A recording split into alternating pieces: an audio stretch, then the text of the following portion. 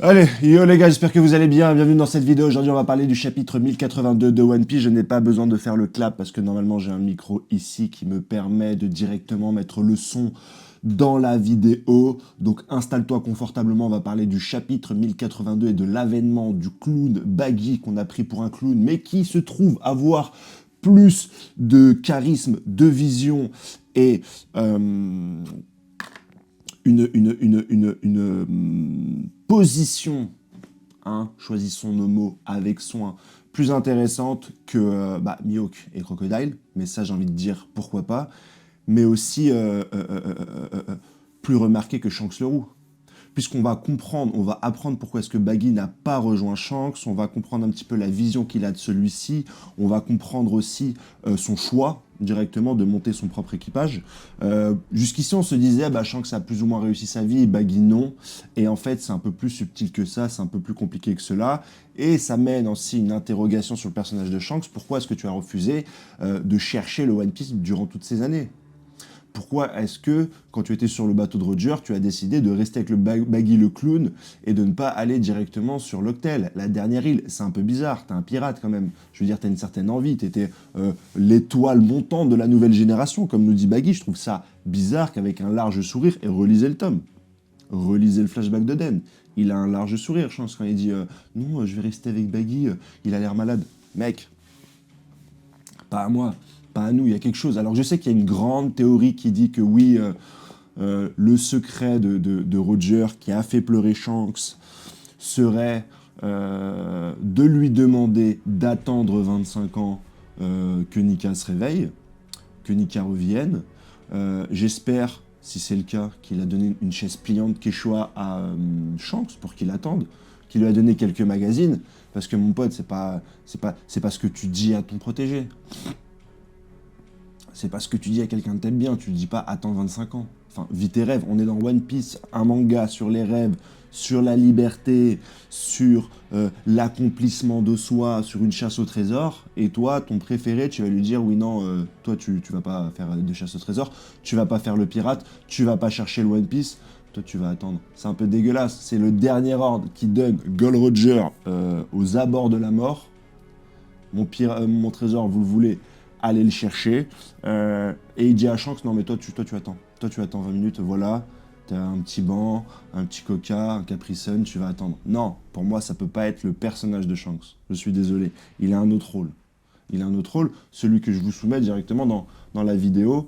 En fin de review, vous n'hésiterez pas à aller la voir sur le destin de Shanks, ce qui l'a amené à empoisonner Roger, donc n'hésite pas, tu la regardes.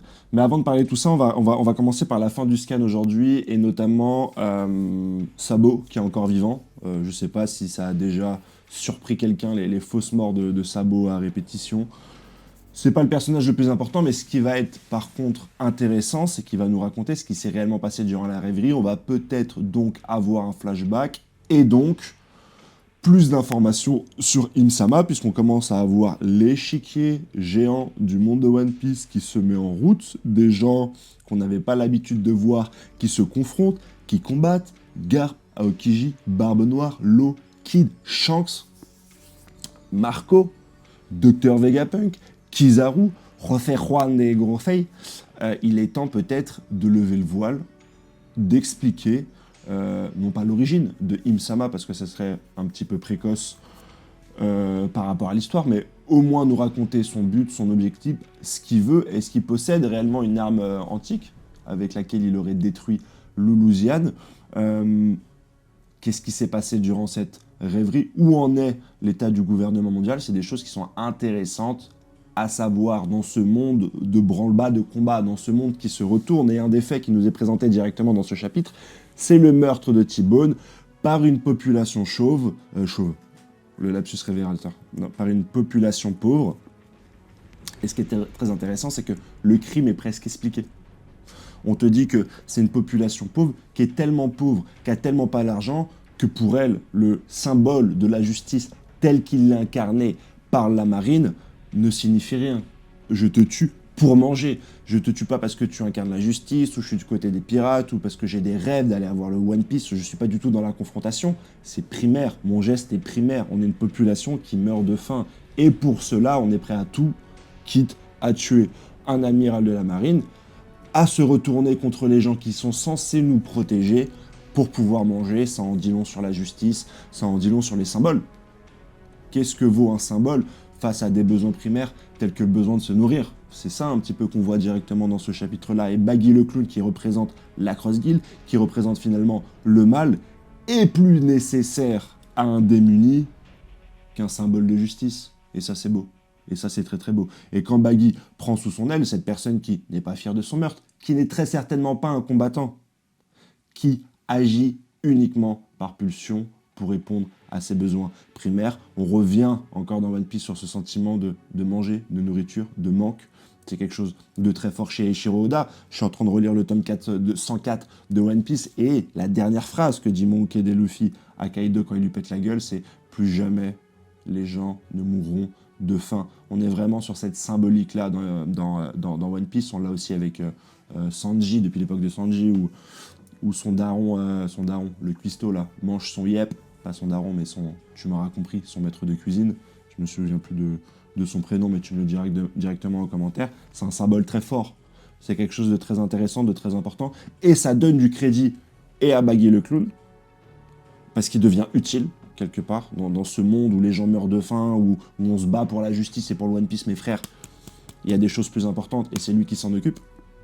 Il devient dangereux aux yeux de la marine parce qu'il commence à voir l'impact des primes sur leur tronche. Eux qui ont toujours mis des primes sur les autres, ils sont en train de voir que si on redistribue les cartes et qu'on demande à la population de s'exprimer, ils iront peut-être pas forcément du côté de la marine. Ils iront peut-être du côté de Baggy. Donc, grosse empreinte, grosse erreur de leur part, mais ça, on ne le répétera jamais assez. Quelle que soit la force des séraphimes, puissant ou non, ça a été une grossière erreur de se débarrasser du corps des Shichibukai. C'est une grossière erreur, et vous êtes en train de vous la manger. Et pendant que certains se battent contre le One Piece, il y a deux organisations qui commencent à faire un tête-à-tête. J'ai bien nommé la Cross Guild et la Marine. On y arrive à la Cross Guild, bien évidemment, et à un changement de ton. Oda, il nous amène la Cross Guild avec des blagues un peu sympas. Vas-y, Baggy le clown, machin, t'es une arnaque, t'as un faux, t'as un fake, ce que tu veux. Un chapiteau, un bateau à l'effigie du clown, t'es à la place d'empereur, mais c'est une blague, etc. Et petit à petit, l'auteur, il va jouer avec toi et il va transformer cette idée principale d'ironie, de second degré, de troll, pour te montrer que véritablement, le personnage qui a le plus de charisme et qui a le but le plus, j'ai pas envie de dire le plus noble, mais le plus dur, le plus rêveur ambitieux, le plus ambitieux de la bande, ça reste Baggy. Puisque face au bateau, Crocodile et Mihawk vont mettre une teutard au clown en lui disant « Frérot, il est hors de question que tu prennes la tête de la Cross Guild. Tu l'es plus ou moins parce que ça nous arrange et qu'on préfère travailler dans l'ombre. Crocodile parce que c'est un mafieux, Mihawk parce qu'il veut être tranquille. Mais le bateau, c'est une fois de trop. » Baggy commence à comprendre sa situation et demande à ce qu'il parle en off. Et là, face au rêve de ces deux secondes que sont Mihawk et Crocodile, ce sont des bons rêves de méchants. On va créer un monde, Utopia, c'est un petit peu le Crocodile, il me fait penser à Big Boss dans Metal Gear Solid, j'ai lu ça sur Twitter, mais c'est vrai. Hein. On va créer une nation de soldats, il nous faut de l'argent, il nous faut de la puissance, il nous faut de la force. Mihawk est là-dedans, parce que lui aussi va être tranquille, il faut la force, la puissance, on va créer nanana. Et Baggy, il rêve encore. Et il dit... Je suis peut-être arrivé ici par hasard, mais je suis l'égal de Shanks, et vous avez entendu, Shanks, il se dirige vers le One Piece, tu vois. Il a eu le go de Gold Roger, il lui dit « C'est bon, t'as attendu 20 ans, tu peux y aller ». Et ça a réveillé son rêve, en fait, parce que les rêves, c'est contagieux.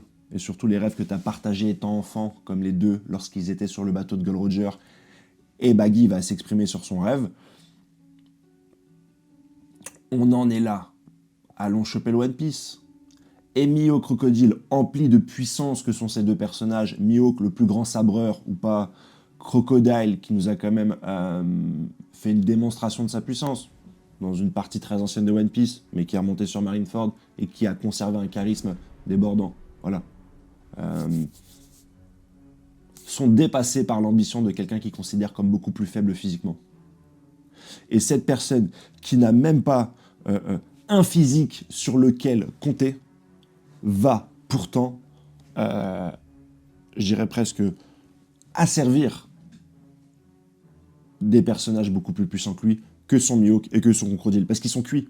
Tu peux pas répondre à une personne qui te dit hey, j'ai envie d'aller pécho le One Piece. Tu ne peux pas.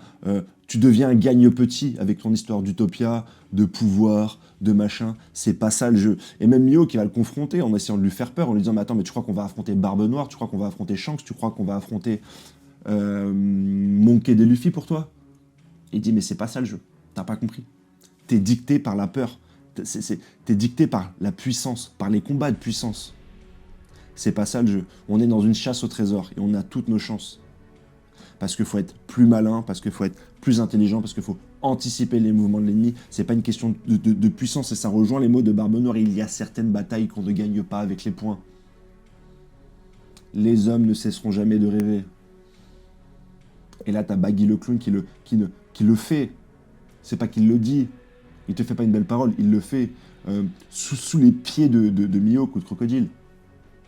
Il s'exprime. Il dit moi je suis là pour pécho le One Piece. Et bien qu'il prenne l'ascendant sur ces deux personnages, le plus grand ascendant qu'il ait pris, c'est déjà sur Shanks. Puisqu'après la mort, considérant son compagnon comme l'étoile montante de la piraterie, il lui demande est-ce que tu vas aller pécho le One Piece? Et Shanks lui dit non, pas maintenant. Mais par contre je serai pirate, est-ce que tu veux dire avec moi? Et Baggy dit non, il aurait pu rester. Faible, servile, il aurait été protégé du côté de Shanks. Comme Mihawk a voulu être protégé du côté de la marine en devenant Shichibukai, mais Baggy a refusé la protection. Baggy a refusé la puissance pour être en adéquation avec ses rêves. Quel chapitre a été plus beau que celui-ci dans ton One Piece? Quel chapitre a raconté quelque chose de si beau, poétique et puissant à la fois? Sur la volonté d'aller jusqu'au bout, de réaliser ses rêves, de ne pas prendre en considération la puissance. Qui que tu sois, quelle que soit la puissance, l'organisation que tu représentes. Moi, mon rêve, c'est d'aller pêcher au One Piece, ce n'est qu'une chasse au trésor. C'est l'essence même du shonen. Tout ça, c'est qu'un jeu. C'est un moment qui devrait apparaître dans Hunter x Hunter, en fait. Tu vois, là, il m'a fait penser grave à Gon, en fait, Baggy. Il dit, ouais, vous êtes des adultes, machin, truc. Moi, je veux juste pêcher le One Piece. C'est tout. C'est mon ambition. Va créer un état, va renverser Im-sama, va à Utopia, machin. Waouh, génial. Moi, c'est pas mon dièse, c'est pas mon délire. Je veux juste pécho le One Piece.